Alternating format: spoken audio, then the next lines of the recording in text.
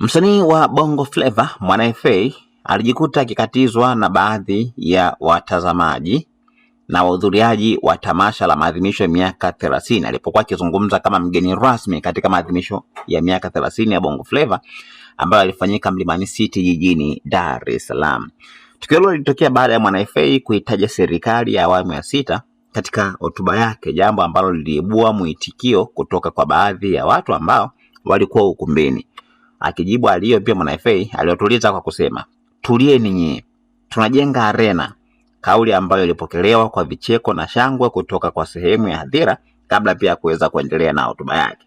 Lakini video ya tukio hilo pia imeendelea kusambaa kwenye mitandao mbalimbali ya kijamii, huku pia ikizua mijadala miongoni mwa wananchi.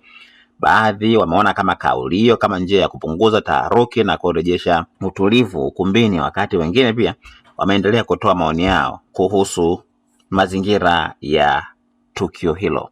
Lakini wewe umeonaje kauli hiyo ya Mwana FA kilichojiri wakati wa hafla hiyo? Kuna baadhi ya watu nimejaribu kupitia maoni kupitia kwenye sehemu ya comment. Baadhi wamedai hawataki siasa katika sehemu ambazo wameenda kwa ajili ya kupata burudani. Hivyo kumekuwepo na maoni tofauti tofauti. Mtazamo wako ni upi? Usiache kucomment hapo sehemu ya comment. Lakini pia usiache kusubscribe channel yetu ya YouTube ambayo inasomeka Dodoma TV. Nataka niwahakikishie serikali hii ya awamu ya 6 ya tulieni kwanza. Kitu ninachotaka kuambia ni kizuri. Hamtaki show kama hii kwenye arena.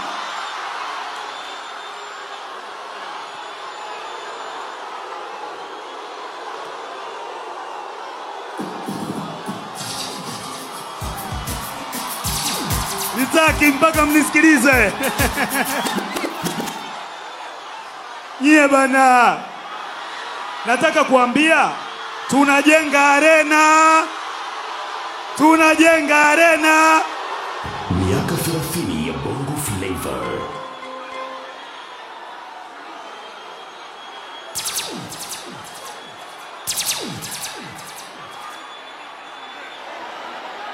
No problem. Moja ya sababu zilizofanya sisi tukutane hapa ni kwamba nyinyi mmetuunga mkono na mnavyotaka ndo tunavyotaka sisi.